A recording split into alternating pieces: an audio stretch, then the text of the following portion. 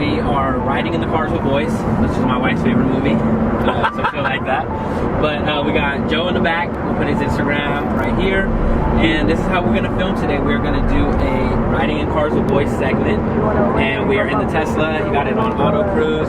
So we're chilling. We're heading to his client's house to see if we can put that salsa on it. So follow along. Joe's gonna hook us up with some really nice clips for Instagram, for YouTube. So if you haven't, make sure you like, make sure you share, make sure you subscribe, make sure you give him a follow, make sure you give him a follow, because this is what we do, and this is how we do it.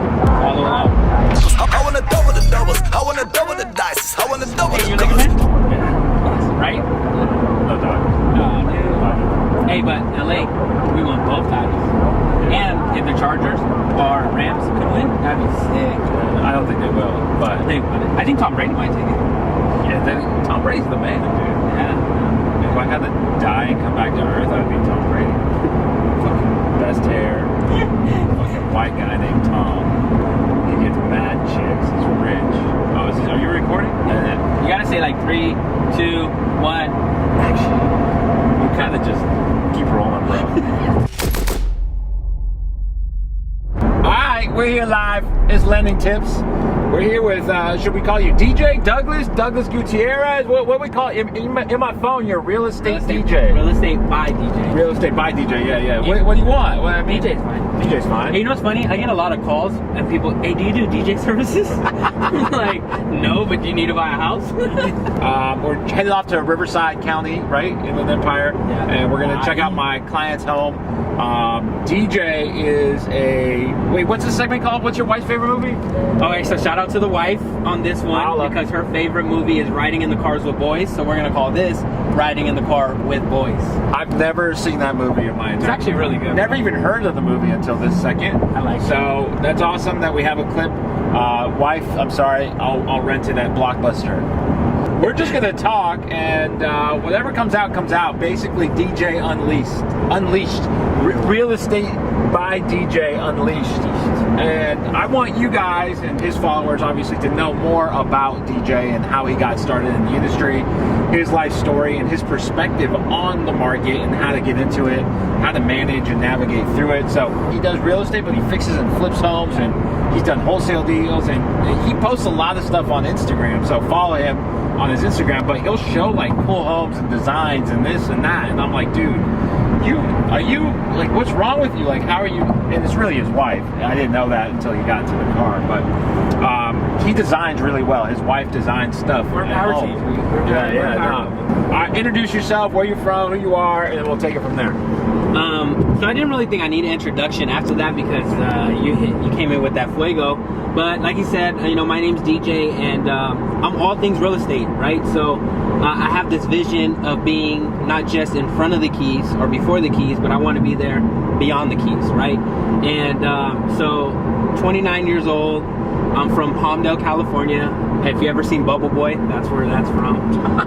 So that's where I'm from. I joined the Marine Corps at 17 years old. I was stationed in San Diego. Got orders to recruiting duty in San Francisco as admin, not as a recruiter. And a lot of people will chime in on that one. So that was fun. So I spent about 6 years in the Marine Corps.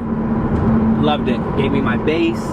Gave me my wife. Right. Well, they didn't issue me. I was like, wow, that's weird. What? I found is that the Middle Eastern military? we got connected here in San Diego. So if it wasn't for the military sending me in San Diego, no way I would have met her.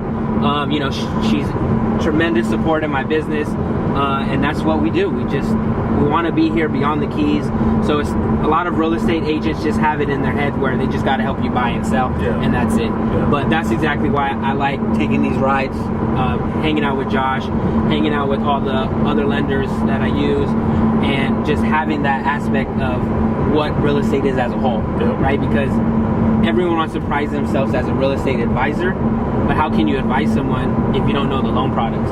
How can you advise someone if you never remodeled a house? Yeah. How can you advise someone if you never bought a house or whatever the case is? So, that's what I want to bring to the table. It's just a whole different aspect and change the game, right? I'm young, right? I'm young. I want to say I'm good looking, but people beg to differ. But no, on a serious note, real estate doesn't just have to be in a suit and tie every day and talk about numbers. It can be fun. it can be everything that you want it, and that's what we're here to do, is just help change the world and the dynamic of people's wealth, one family at a time. That's awesome. Yeah. Let's dissect a couple things here. You said, hey, there's a bunch of real estate agents who just don't provide value, right? Right. They've never purchased a home before.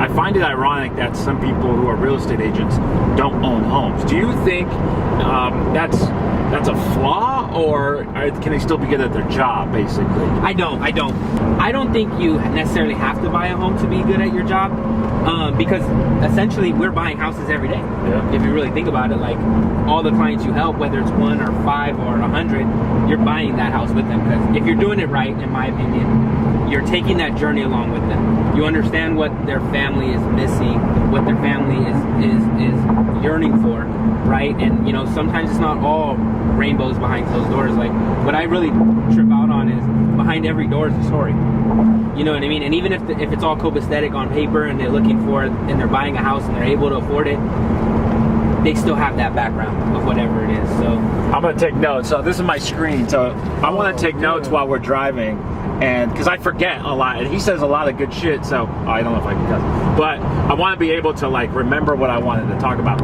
And so that's crazy to think like, hey, you don't have to own a house if you want to be in real estate. A lot of my followers want to get real estate licenses, and I say go do it. Like it's the lowest entry of barrier, right? The lowest barrier of entry. All you got to do is take a pre-licensing course. yes. And pass the test, which is super easy in my state, California.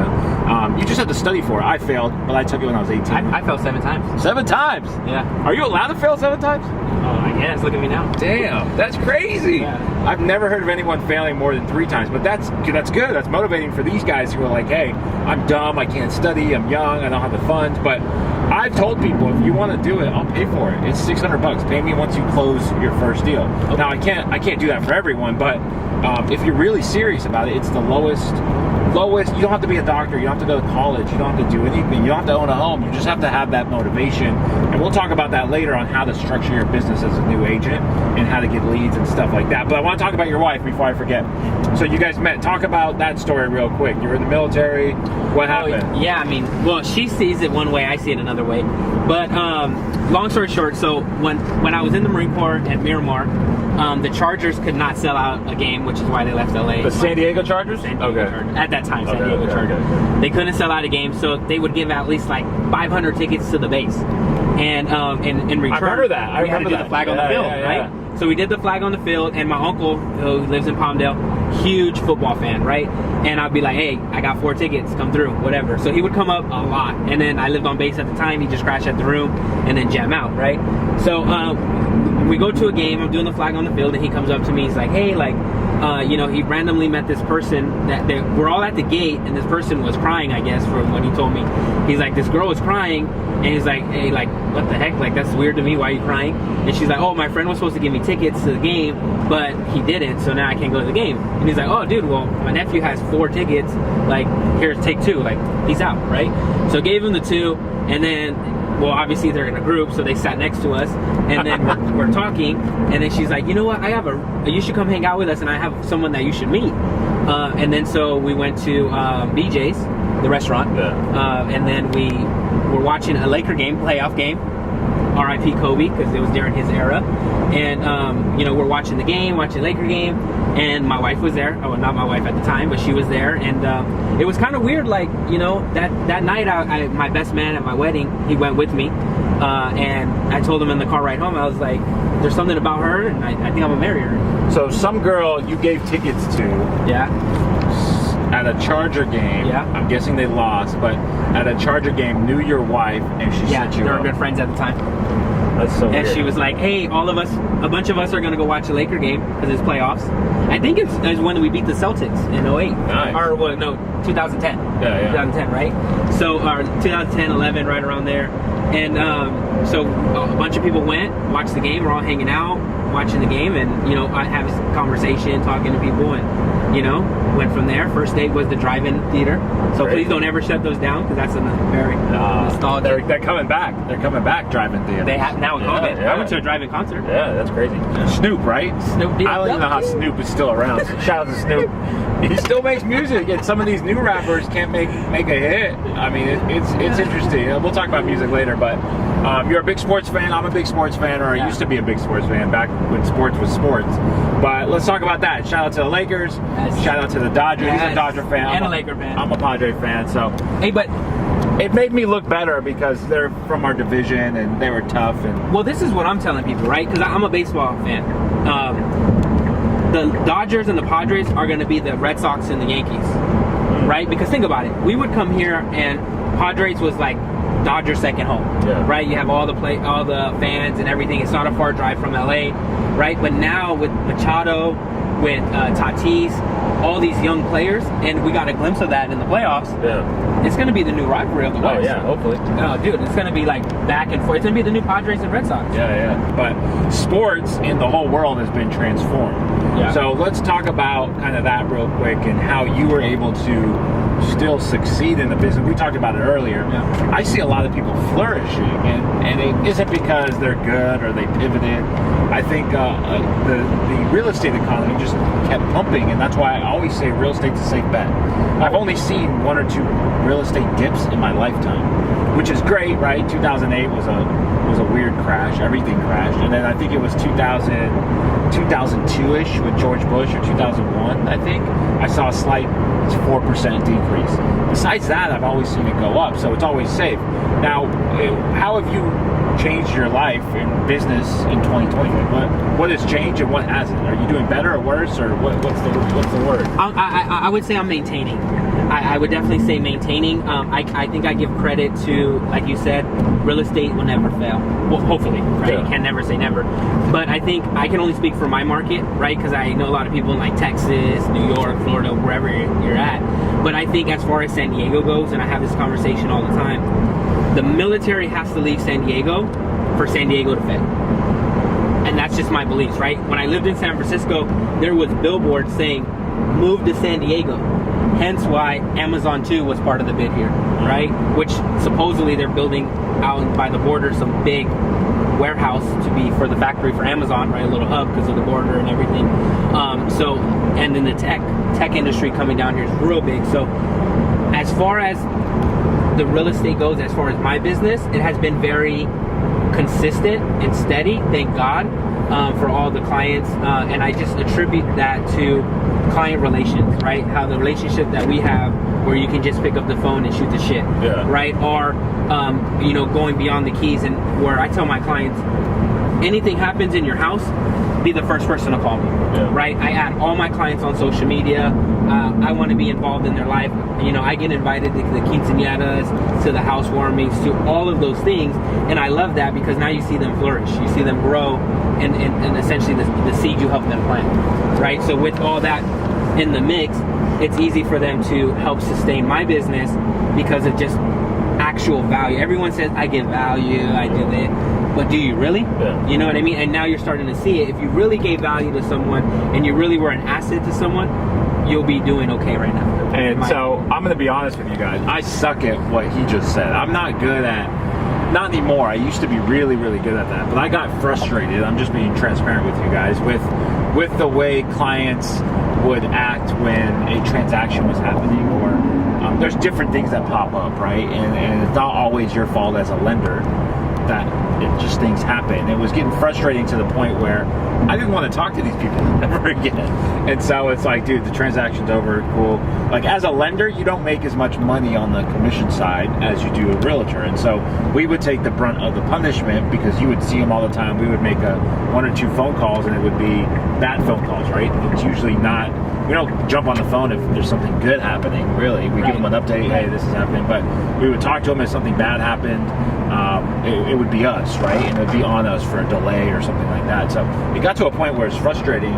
But now I've shifted that mindset to where you're kind of going. Like, I only work now with referrals, friends and family referrals from my agents who are good people. Like I'm to the point where I can pick and choose who I want to work with. And I like that because I can relate to people. I can have conversations with them. It's really hard for me to have a conversation with someone I don't like at the end of the day. I don't turn right way business per se, but I can kind of navigate through it where they don't want to use me. Or I'm honest with the realtors. Hey, this might not be the best match. Wow. Go find another lender. And you have that luxury to do so. I have that luxury, and it's helped me establish and expand my business, because now I know what I want, what kind of relationships I want. Instead of being frustrated, I would take every deal in it. I'd be frustrated with chasing the money, personality, and chasing the transaction. But now to the point where it's friends and family, it's referrals from my best agents. It's not every agent. When I first started, I would call every agent, call every agent. I remember that. And I would sit there and I would work with every agent, right? And I was like, why am I doing this? Like, I don't even like this guy. Like, and this guy has no game plan or no business plan. And I'm doing and I was like, look, I'm not going to work with any agents. That's it. I'm just going to go after loans, people buying, selling, realtors, refinances, and then people who are buying me would refer me to their agent. Of course. And if I did a good job, the listing agent would refer me. It was the weirdest thing. Right. So that's kind of where I'm at. But for someone walking into your office and they just signed up, they just passed their test, right? What would you do to them? What's their business structure? As like a new agent? Brand new agent, yeah. Client relations. Well, they have no clients. Well, they have nothing. They're just brand new. That's what you need to be your primary mindset, right? Okay. So, last year I went to top 5% of realtors in big blocks called Winter Circle. And Sam put on an event for everyone pre-COVID, obviously. And he invited some guy who's killing the game out in 29 Palms, right? Straight killing it. And he talked about the Ritz-Carlton experience, right? And I've never stayed at a Ritz-Carlton until this time, right? It's like talking about this experience, and I'm like, you know what? I'm about customer satisfaction experience. Let me try this Ritz-Carlton. Let me stay at the Ritz-Carlton, see what it's like. And then he recommended this book. It's called The Gold Standard, and it's based off one of the high-end managers of the Ritz-Carlton. And they basically say it's client satisfaction and client experience, right? So one of the stories, I won't bore you, but one of the stories in there was this family traveling. They landed in San Francisco, crazy storms, they shut down the whole airport, and their families of Asian descent. And they were going there to see family that they haven't seen in years. And so they shut down the airport. The guy calls. He actually stayed there very frequently. So he called and was like, hey, here's the story. I need a reservation. As soon as they pulled up, if you guys don't know this and you stay at Ritz-Carlton, test it out. Ritz-Carlton has a budget for each person staying. I think it's like $1,000 budget per room that the concierge can deem whatever they want, right? So he knows they're traveling, he knows the Asian culture, and he went out and because of the sad day it was, bought some miso soup, bought a nice robe, bought some slippers, and had all this thing, bath was already running, had all these things set up before the client even got there, right? So my point is, I would tell a new agent, develop the relationships up front, right? Everyone wants to say, go through your database and call your friends. That's great, but how many times you got a call saying, hey, how's the family? But by the way, give me $500 and you'll get rich, right? The pyramid schemes, right? Yeah. You know, when COVID first started, was $250 for that little thing, you know, and that's the calls you're gonna get, right? And then also, being a new agent, that's just what you are. Like, chances are you were just partying with all these people, you know, you were a server, you were washing cars, whatever you were doing before real estate, that's what people remember you as. And now you're gonna ask someone to trust them with the most expensive purchase they're ever gonna make. And in San Diego, what, $500,000, $600,000-$700,000? That's a lot of money that you're gonna trust someone who, for say, was just washing cars, someone who was just serving you breakfast at the restaurant, right, or whatever the case was, right? And that's what I would say is develop the relationships and the skill set, right, that you can help show people that you're not just some random person off the street, right? Like you said, the real estate license is the lowest hanging fruit that you can grab. Yeah. But I feel we're so much more though. Like, you know, I ain't gonna lie, I felt a little discredited there on all the stuff that we do as agents. But you're right, anyone can get their license, right?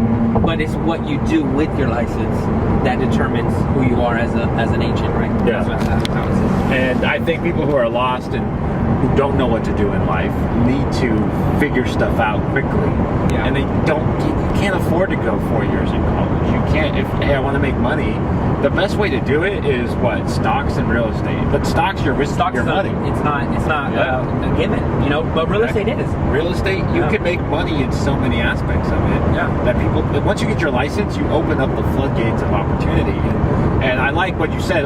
There was a hotel I stayed at in LA. I forgot what it was called, but they had shadow concierge. Okay. So a guy would follow you around and you wouldn't know it. He's your shadow. Okay. And so he would have to anticipate your needs. Yeah. So if he sees you're wearing flip-flops and a swimming suit, he better go reserve your seat. And get you checked in and get you a coffee or whatever you're drinking. Yeah. They make you fill out the survey so you know what they like to eat. So every breakfast, lunch, dinner, it's already there for you, and it's like they're one step ahead of you. So how do you translate that to business? Is what you said.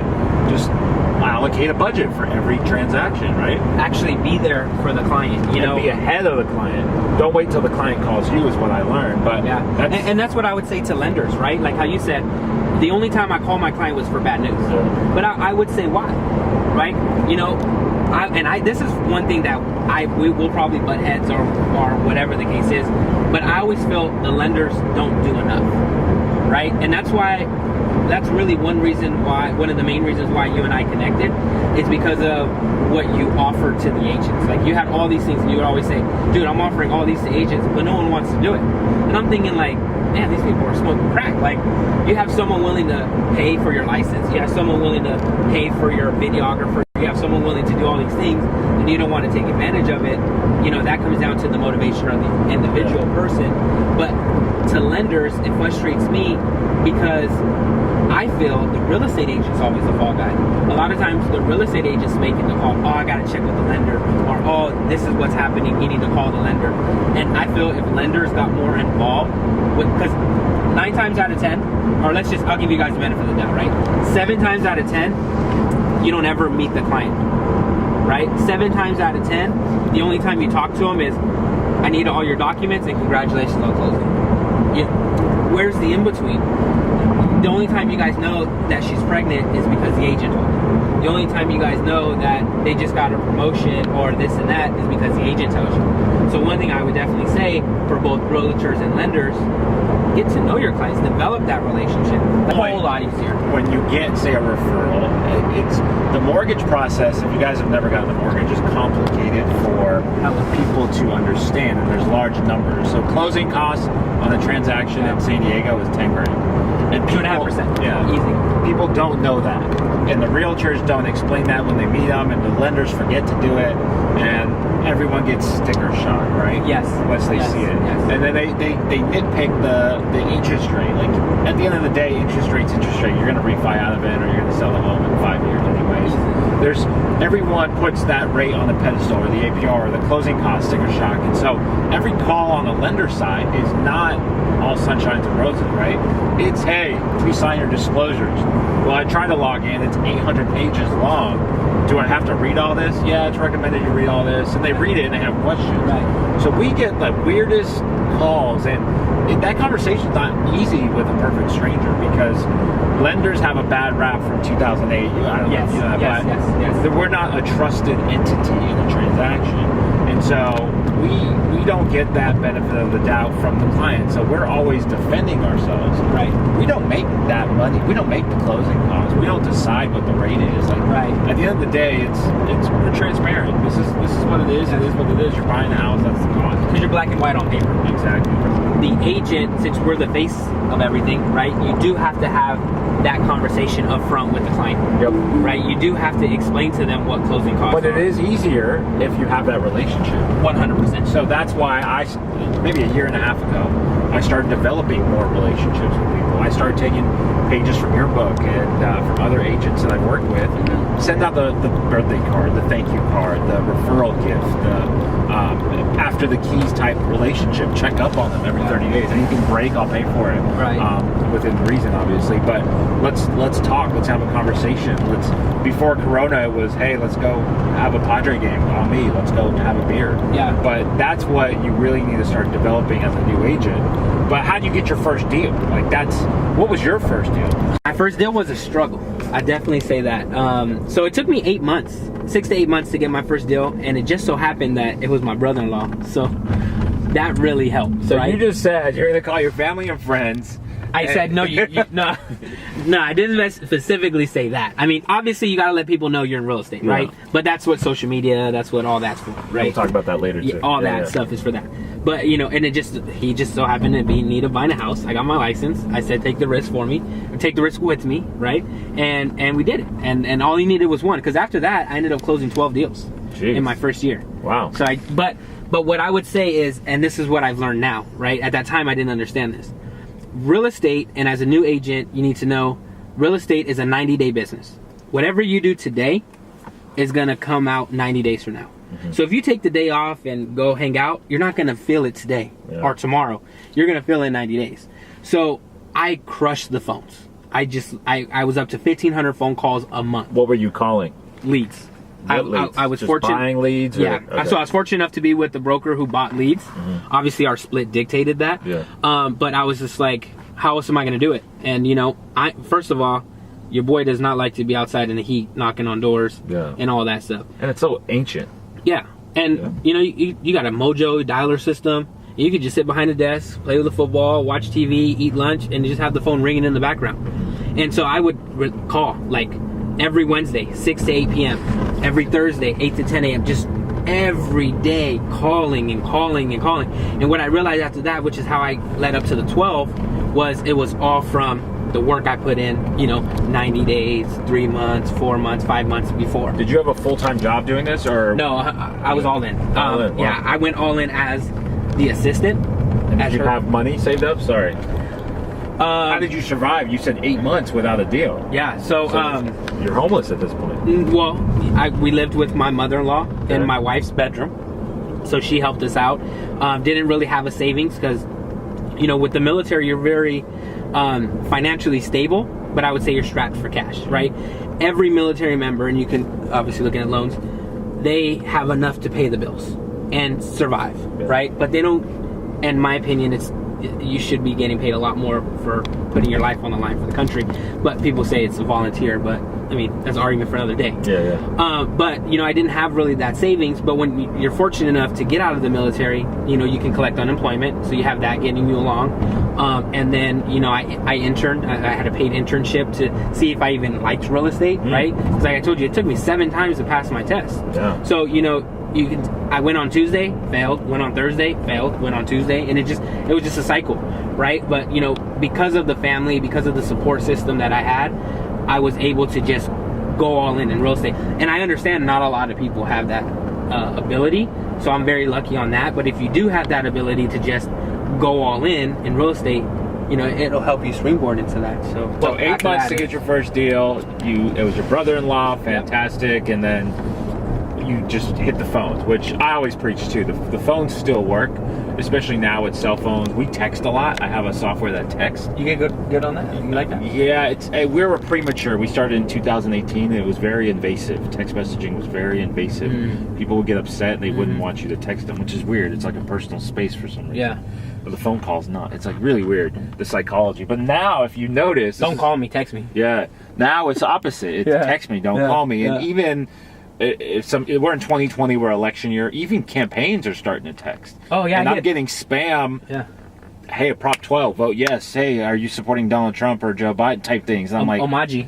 I'm like, how the fuck did you get my? But I'm like, it's public records. But yeah, we've developed systems now, and I'm calling every single day, and it works. You'll get one deal on a loan side for a refi, one deal a day if you really call good data. And it's not just buying leads, it's cultivating good data, and that could be finding a good title rep, finding good partners in real estate. And talk to us about how you develop partners. I know how we met, right. But how did you meet your broker, or how did you meet your title rep or escrow? Who's helped you the most grow your business besides your wife? Everyone. And that's one thing that's underlooked on real estate, is the relationships you build with people in the industry. Now let me stop right there, because people think you have to be relationship with other realtors. I'm sorry, other real estate agents out there, I'm not really a fan of going to the happy hour, hanging out with other real estate agents. I never got that. I feel like it's competition, but then I see like LeBron hanging out with his boys. Like, I guess it's cool in a way, but I always thought of everyone as competition. And I hate talking to other lenders because I think but there's lots of business out there, right? But we'll continue. Why don't you do it? But another lender's not going to give you a loan. Another real estate agent's not going to give you their client because they're frustrated with it, right? It's more of like, what do people go to happy hour for? To talk shit and to vent, right? Essentially. So, and my mindset was, what am I going to happy hour for? There's nothing to celebrate, right? I haven't built nothing. I haven't grown nothing. Hit the phones and grind. You know what I'm saying? And that's why I don't really, hang out with a lot of other agents, because it's like, we all know what to do. We just don't do it. Like you said, you hit the phones, you're going to get a deal. Everyone knows to hit the phones, but why don't we do it? You know what I mean? And that's just the big question, I would say, as far as that. But developing partners, I have a solid escrow company that I work with, Chris over at Eaton Escrow. I have 2 title reps that I work with. Jose at Tycor Title, he's been holding it down for me a lot. I also work with Aubrey over at First American, just because a lot of times title reps are handcuffed. So different people have different platforms and different stuff. So I'm able to divvy into that. Lender partners is huge, right? Because not every lender has the same programs. Like some lenders can do self-employed programs, some lenders can do down payment, right? So some lenders partners can close 10 days, some lenders can't. Like, it makes sense. Yeah, it's just where it's at, right? But as far as partnerships goes, I think that is huge. And it's not necessarily finding a partner that's just a partner. It's more so finding someone who believes in you and is going to help you grow your business and invest into you, right? That's a huge thing. Having the right team is very important to me personally. I like to handle things from soup to nuts, to be honest with you. I like to do everything all on my own. I don't like anyone touching it. I like setting my expectations. I don't like other people touching my clients, because that's when it gets stressful. That's when it gets too complex. But you have to be a people person. You have to be able to morph into different personalities and handle high stress situations, and the right people with you, right escrow, title, that makes or breaks your whole life, really. A bad escrow company can ruin a transaction. Yep. Same with Bad agent's lender. assistant, lender. It could ruin it, and the feel of it, ruin a referral, and people don't understand that. And I don't even think escrow really understands that, but at the end of the day, some do. Some do, yeah. Some do. But some people don't realize that the pressure we get on that side. So just to kind of summarize, you better be working on your people skills. Do you have to have people skills? No, but get better with every transaction. Learn with every transaction, and develop that team with every single transaction. So, and being okay to fail. Yeah, you're gonna fail regardless. I still failed today. You just failed. You just told us you failed right now. Someone rejected you. Like, people, it pops up. You're not perfect. What I learned really early in my career, every no is one step closer to a yes.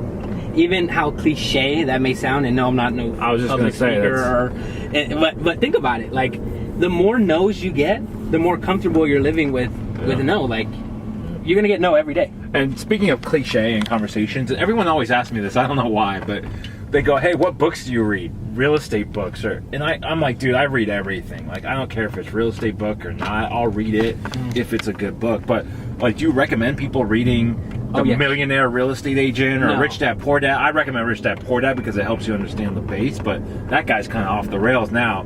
Kiyosaki, he says the craziest shit now. He's like a conspiracy theorist. It's so funny.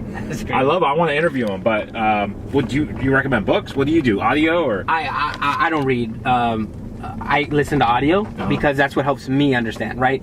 One thing you learn in the Marine Corps is, as a leader, know yourself and seek self-improvement, right? And me, I can't comprehend what I read, right? Which I know I'm not a good test taker, which why I took the test 7 times. Same with reading. If I sit down and read, my mind's just going everywhere. But I'm naturally in the car all the time. I come up to Temecula all the time.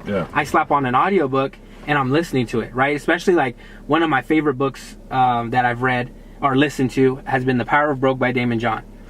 The reason I liked it... It just came out last year, right? Like 2 years ago. 3 years ago max. What I like about it is Sway narrates it. Right? And everyone knows Sway from Sway in the Morning or MTV Sway, right? But he brings a tone and a relation that you can relate to it on a different level. Because, and that's what, going back to developing the relationships, and being like, changing the stigma of every real estate agent needs to wear a suit, not everyone needs to do this. If you have someone that you relate to and you can connect to, you can understand and receive the information on a different level, right? A lot of times I may have the conversation in my head, are you listening to understand or are you listening to respond? You know what I mean? But if you can relate with that person, you're always going to listen to understand. Yeah. You know what I mean? We just got to our destination, but relevancy in real estate. How do you stay relevant? Like, the average age of a real estate agent in San Diego is like 50. It's crazy. Like, how does a young guy compete with a 50-year-old? Is it memes? I mean, I just thought of it right now. Technology. Is it real estate memes? Is it TikTok videos? Yeah. Is it social media? And we'll talk about that in a second. Let's go check out this house. Vamos. It's a cold, baby. 2019. Shit. Space Coast. I just bought that shit on Mars, thank you. I need a hate to take it far, make moves. Like somebody trying to take it out, plays for.